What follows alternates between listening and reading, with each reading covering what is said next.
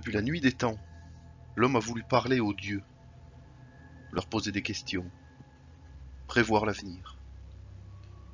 Pour le pouvoir, pour l'argent, pour la gloire. Les oracles, les sacrifices, les différents rites, en utilisant les minéraux, comme les pierres ou les runes, les végétaux, les animaux, et même au travers de l'homme lui-même. Tout est possible, tout était possible, sur tous les continents. Parmi tous ces outils ou ces techniques, il existe le jeu de cartes, et en particulier le tarot. Tout le monde connaît le tarot.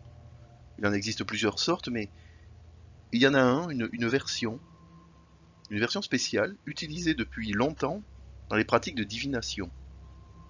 Alors on imagine une tente avec une vieille dame à l'intérieur, entre boules de cristal, encens et bougies, dans un environnement confiné, comme isolé du monde extérieur. Et une table avec des cartes empilées comme un tas qui ne demande qu'à s'exprimer. Ben, cette vieille dame, qui pourrait très bien être un homme, on l'appelle la cartomancienne, la diseuse de bonne aventure, la voyante, etc., etc. À partir d'une question posée sur un point professionnel, sentimental, familial, santé ou autre, un tirage s'effectue et les cartes vont répondre à ces questions en fonction de leur image et de leur symbolique. Encore aujourd'hui, certains n'hésitent pas à dépenser beaucoup d'argent pour répondre à leurs questions. Des gens les plus simples aux gens les plus hauts, tout le monde.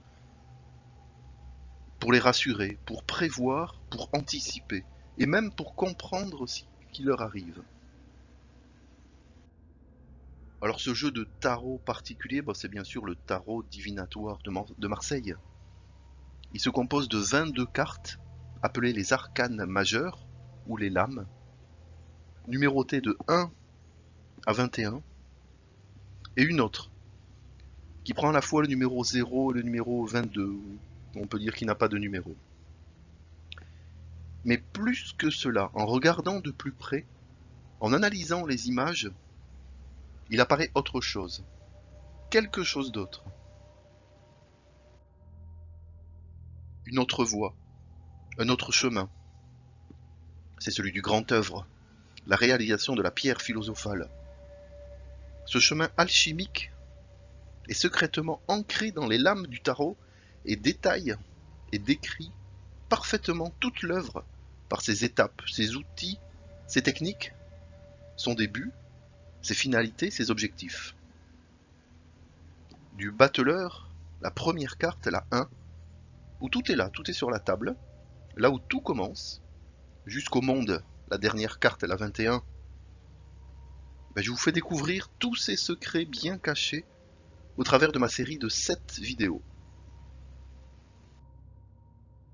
Alors celle-ci, c'est la première, c'est l'introduction. Dans la deuxième, vous verrez en particulier le battleur et tous ses secrets gravés, cachés derrière. Dans la troisième, je vous emmène des cartes 2 à 7. La septième, le chariot, qui termine un premier cycle. Dans la quatrième vidéo, ce sera les cartes 8 à 14, le deuxième cycle qui commence par la justice. La cinquième vidéo marquera le troisième et dernier cycle, des cartes 15 à 21, du diable au monde. La sixième vidéo présentera plus en détail cette carte à la fois 0, à la fois 22, peut-être sans numéro, le mat. Et dans la septième, qui fermera ce cycle de 7 vidéos, je vous ferai une petite synthèse détaillée, un résumé, et on verra tout ça, toute la quête au travers du tarot.